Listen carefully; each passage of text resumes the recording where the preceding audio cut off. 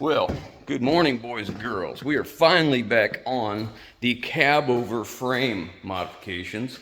I started this, obviously a while ago, and I was working on the one side and cutting everything apart, grinding it, getting it done. You guys have been seeing me in the latest videos. I've been wearing all the great eye protection. I've had my glasses on, got my full face shield, hearing protection, gloves.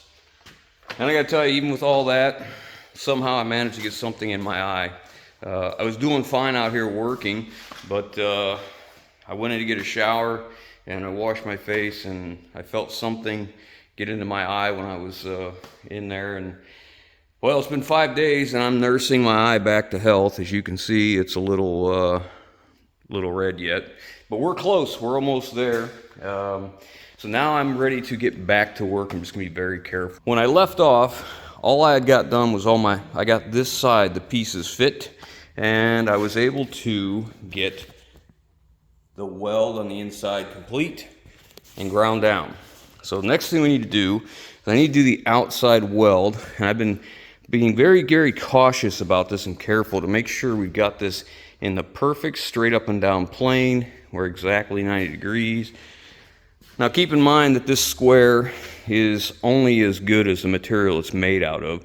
So these clamps are here just to hold it. They're not actually pulling anything super tight because we would just deform the square. They do make some welders squares that you can actually clamp on, hold some force on. I need to invest in some of them. I just haven't. Either that or I need to make some, one or the other. Typically, if I can make a tool instead of buying it and it's cost effective, that's what I'll do.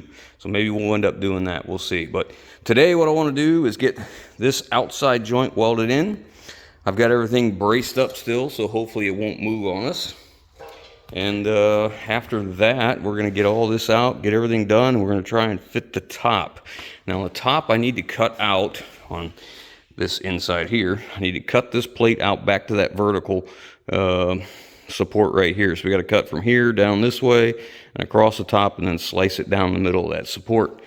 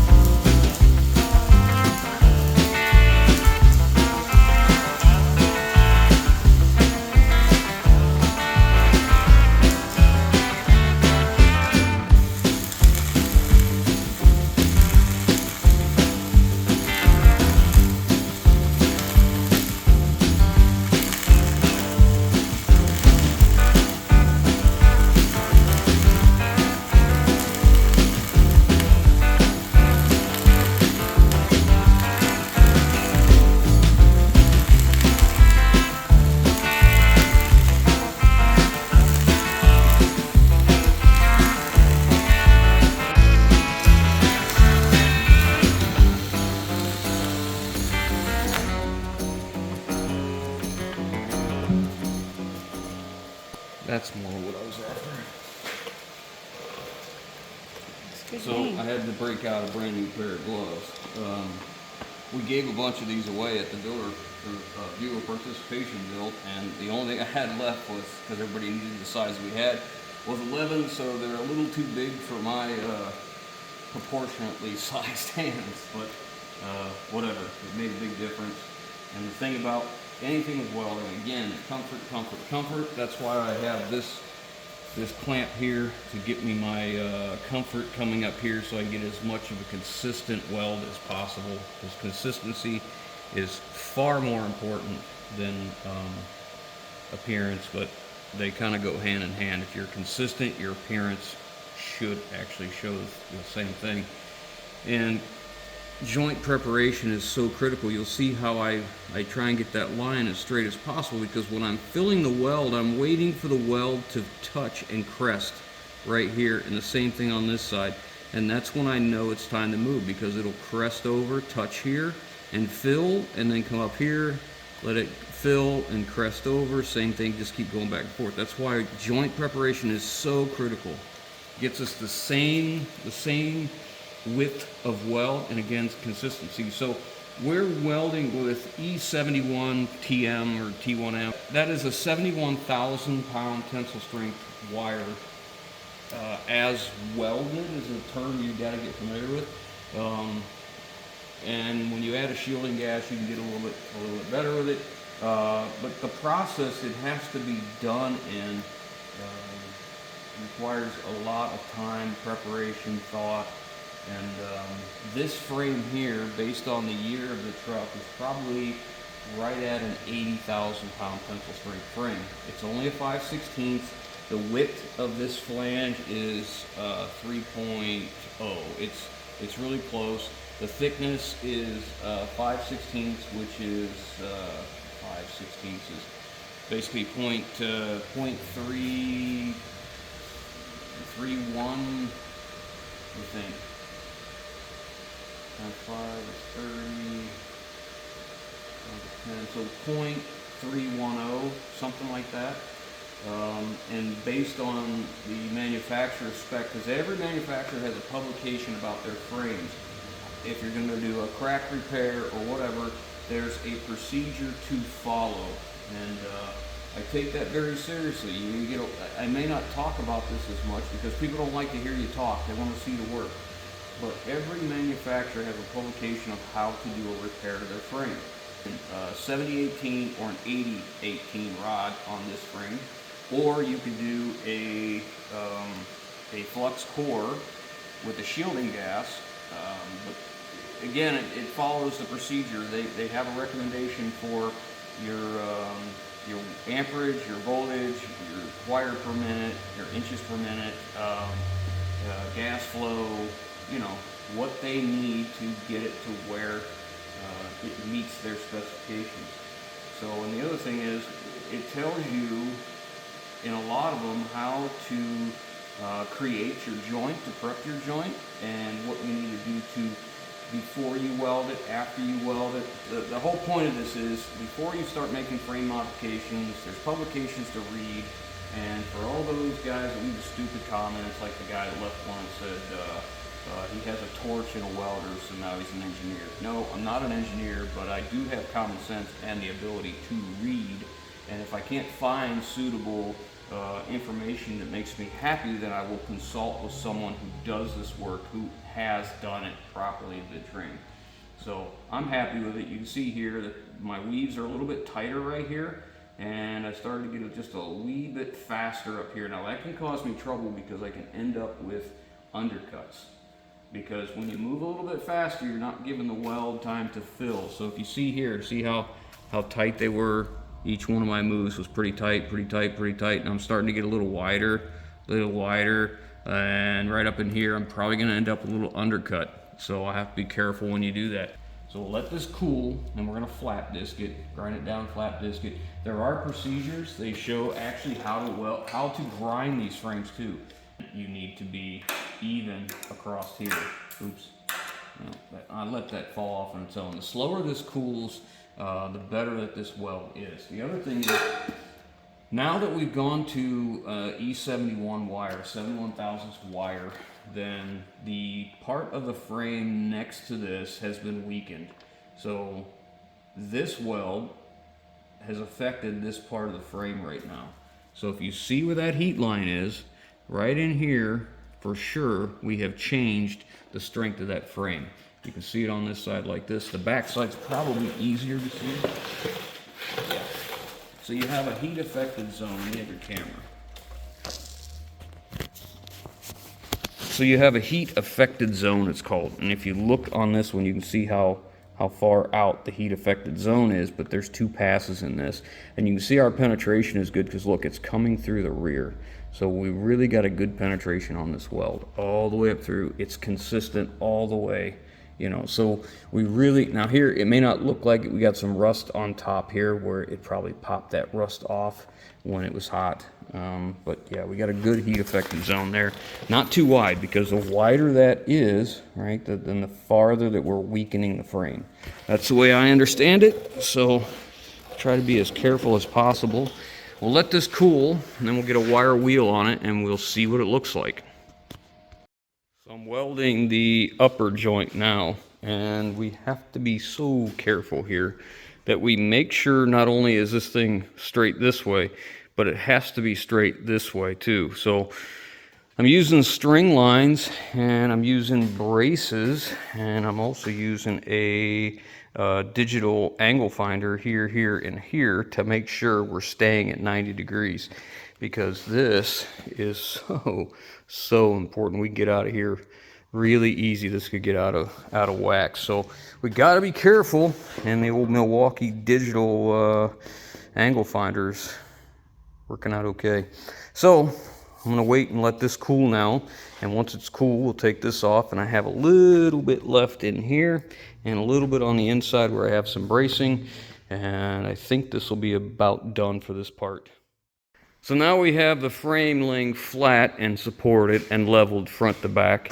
You know, level is a relative term here, because the bottom flange isn't exactly straight, the top flange is a little wider, you know, typical truck frame crap.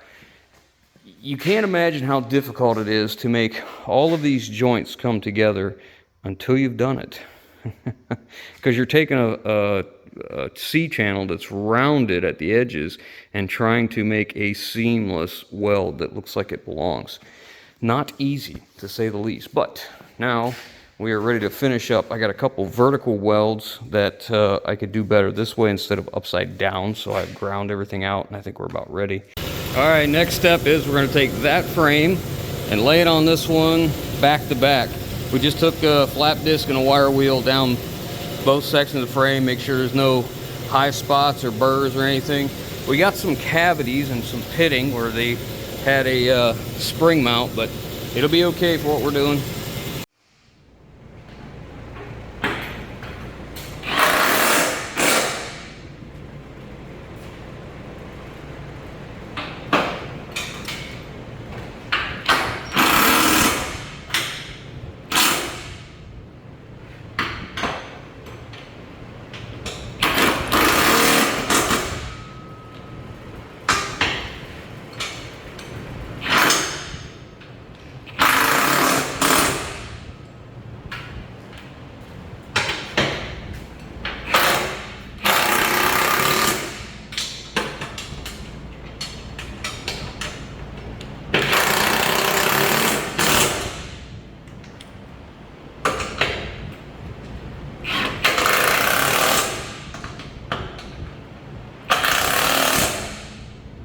Okay, we've got the main rails up.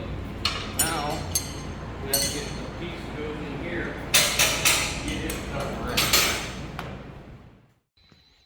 So we got this fit, and I'm using these pieces of tubing and clamping it so we're getting it exactly in the same plane. And I've got this piece almost ready. I had to cut out that section because we're going to plate that, as I said before. So next I need to clean this joint up, but I don't want to do that until we put this on top of this one and bolt it together and clamp it over here, because I want to make sure we're getting exactly the same frame rails. And a floor jack is not ideal because that thing could leak down, so every so often I have to, before I do any welding or fitting, you know, I got to check it, make sure it's still in plane or whatever. I need to make some more of these. I'm probably going to get on that here next day or so if I get some time, but I really want to finish up this frame, and I got a good bit of welding to do next, so we'll keep going. So that other leg was the first one we did, and this is the one I was talking about. I didn't pay too much, I didn't pay close enough attention to what was going on at the time, and it ended up with a tweak here, and kind of a hump this way. So I've spent about 10-15 minutes with the grate all and some props in the right location and some shims here and there, and I've got the twist.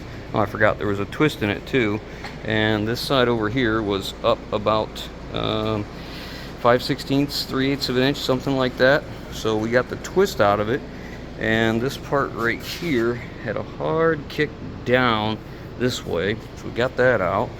We got this part pretty straight, and we got this part pretty straight. It had a little bit of a downturn right there. I assume when we welded this in, it was so hot that when it contracted, cooled, it contracted and pulled that in. So anyways, we've got all that. I think we're ready to try and fit it now, see if I've got it good enough. We'll have to see. I've done all the straightening I can do with that. I think we're pretty close, and I'm pretty happy with our alignment. All of our holes are lining up perfectly, so that's pretty good. Our center line is lining up perfectly, and I've got everything clamped in here the best I think I can. I don't want anything to move. I know it seems ridiculous, but I have to weld this and this at the same time while they're clamped. And I don't want anything to be able to get out of plane. Now this is bolted in place flat too. I made these little pieces here. They're just truck frame that I cut the bottom of the leg off short so we could push and get both of those in the same plane right there. Same thing over here. And I've got them clamped this way and down and everything I can think of so it doesn't move, because I really don't want to have to do this again. I don't know how many hours I've got in this, but it is way too many. But I've learned an awful lot. It's the first time ever doing a Z-cut like this. And I got to tell you, if I had to do it again, I'll do something different.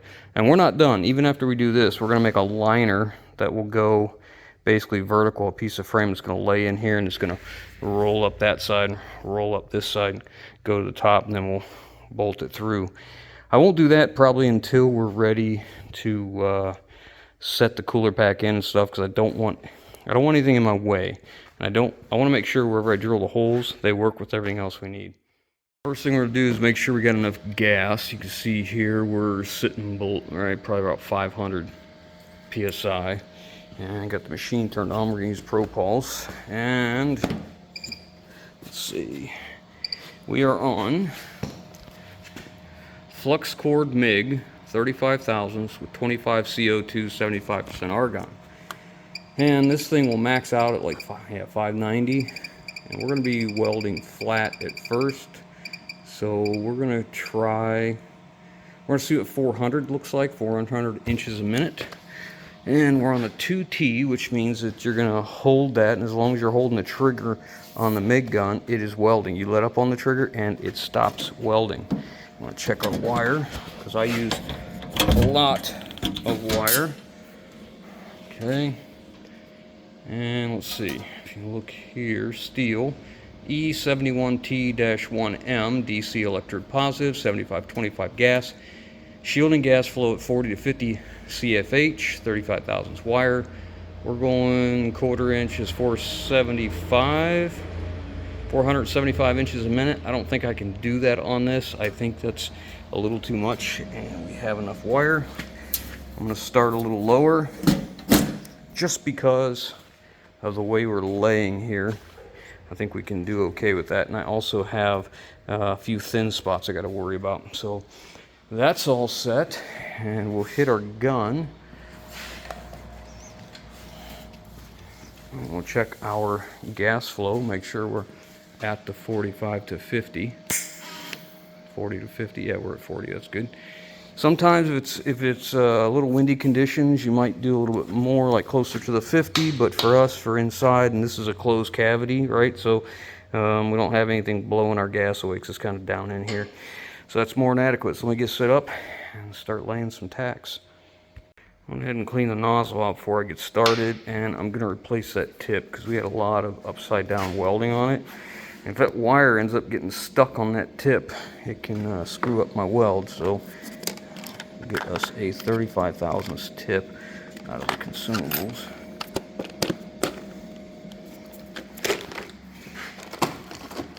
And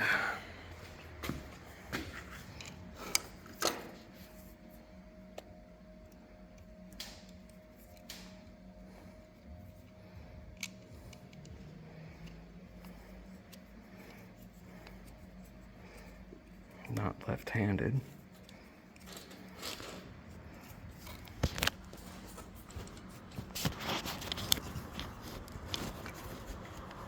Go. So the HTP gun, you get some crap up in here and it makes it difficult to get the nozzle on, so I always take a blue towel and wipe that out. Just so I make sure there's no crap, because I don't want to scratch it up. Every time you scratch it, you just cause more grooves in there. I lost my blue towel.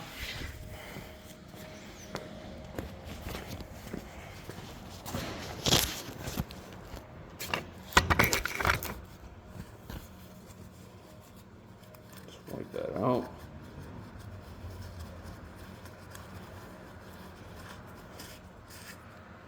Oh yeah, bunch of crap fell out of that. And then we just wipe this off real good. Get all the crap out of there. There we go. Goes on like butter. Okay, let's get this tacked in.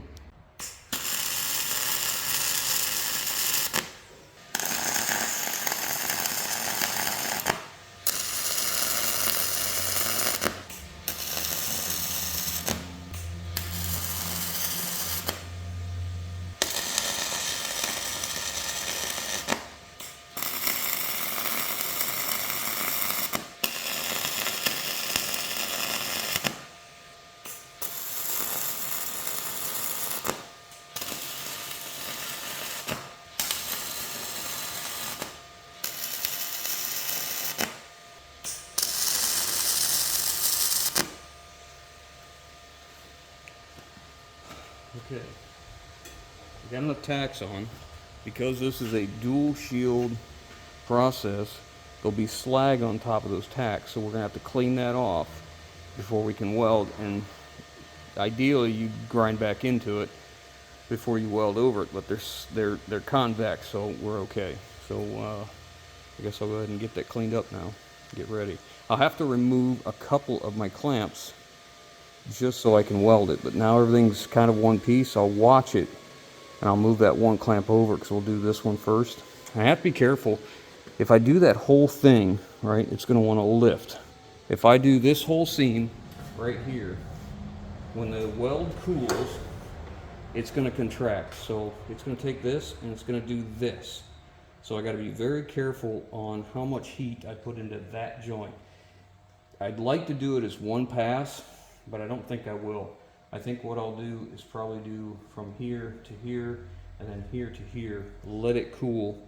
While it's cooling, I'll move over to that part and maybe do the same thing. Split it up into thirds or fourths, because I don't want all them joints to go from flat to like that because of too much heat.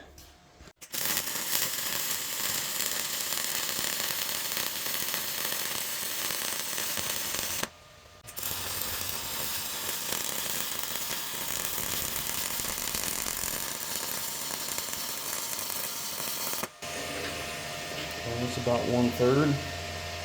It's laying nice and flat too. I had one little spot I probably could have went a little longer on. So far so good. So I think we'll start here now. We'll do this in fourths, I guess. Come this way. I got a hole right here, so I'm gonna probably have to stop short.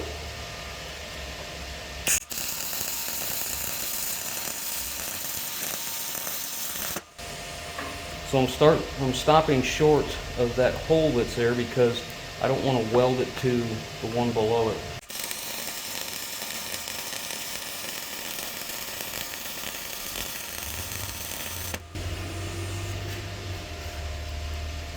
Okay. Looks like that's laying in pretty good. I think we're okay. Now I'm going to let it cool a little while, because the last thing I want to do is give too much heat and cause myself a bunch of grief later. So we'll let this cool, and then I'll take a few of the clamps off and then reclamp in a different area.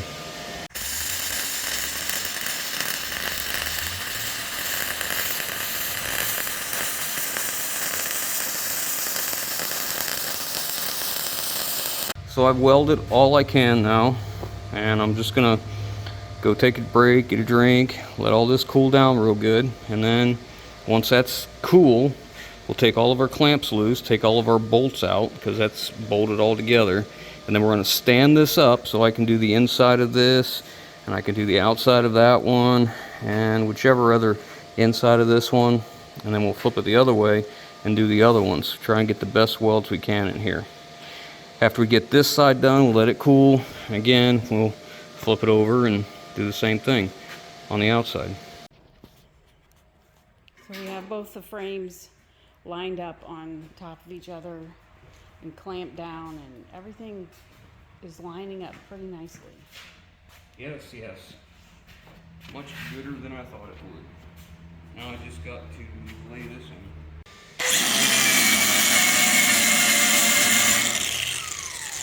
Oh, one of the holes that was already there. Yeah, there was a hole for a cross member. I had to fill it on both sides, but I wanted to do that ahead of time so I don't have to stop my weld because of it.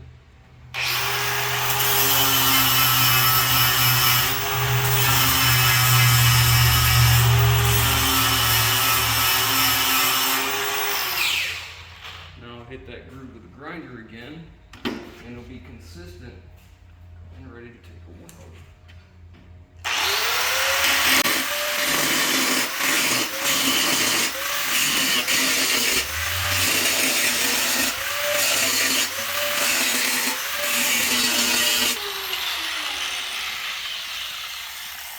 So the other thing you have to fight with truck frame is when they bend this, it's really accurate of a bend at the ends, but when you get in the middle, man, the frame is less flat, and I've noticed a little more crown where it doesn't bend as well. And remember, we cut off like 8 feet of this frame, so literally this is probably the middle right here, and that's where I'm doing my splice. So, yeah, lots of fun.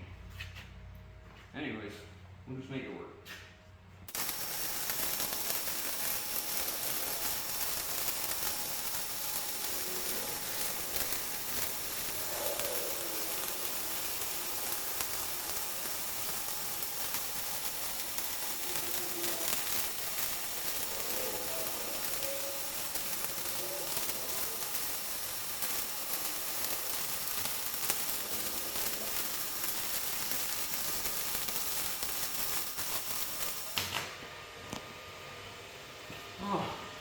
Your glasses are fogged out. No, that was a marathon. Yes, it was. It was going good, so I just didn't want to stop. Yeah. Yeah.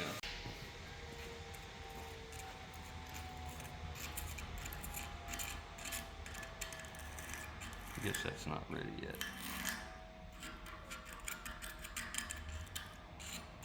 Yeah, that ain't so bad. I can live with that. We'll just, we're just slightly proud, you can see, which is good. Make it easy to grind out. I want to flat this that nice and smooth.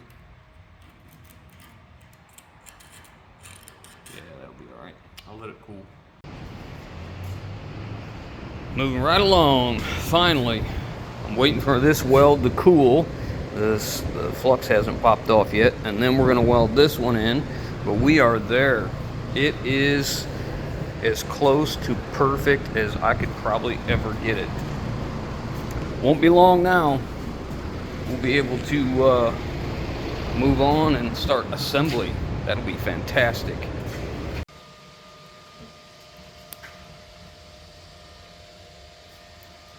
It's the last one for the day.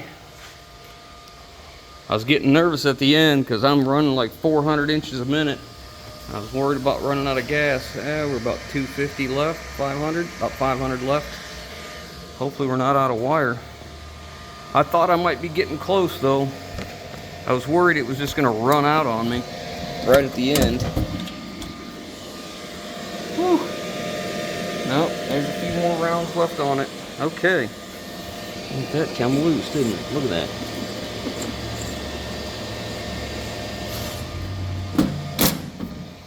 Alright, that's it for today. We're going to let this one cool down.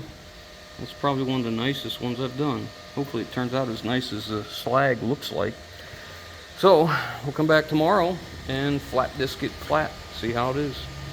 Well, it's the next day. I took the clamps off. And I got to say, that is probably the absolute nicest one of these welds I have ever laid down. So it's nice to see progress, like learning and getting better at stuff. You can see how this one I was a little inconsistent on this side over here, where this side I was a little more controlled. This edge, I always seem to do really decent on this side when I'm coming, but I can see this side better than this side, and I think that's what the problem is. I need to improve that. But anyways, I was happy I took the clamps loose and nothing sprung. It just laid flat. You know that it's good when you go to take the clamps off and it takes like a quarter of a turn and it's loose. So that was a very good thing. So now I'm just gonna flap this down, get this cleaned up, and after that we need to flip them back the other way and start building our liners. So we need some frame that we can cut down and make our liners with. So you're gonna knock that apart real quick so that we can go ahead and... Okay then.